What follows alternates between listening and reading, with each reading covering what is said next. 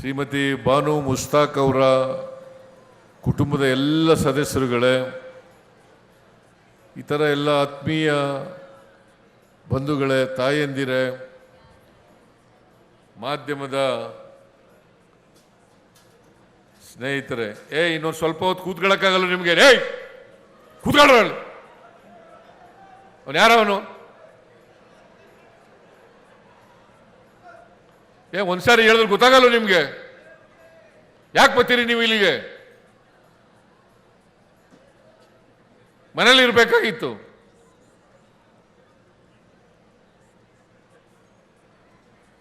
ಪೊಲೀಸ್ನವ್ರು ಅಲ್ಲಿ ಬಿಟ್ಬೇಡ್ರಿ, ಕಳಿಸ್ರಿ ಎಲ್ಲ.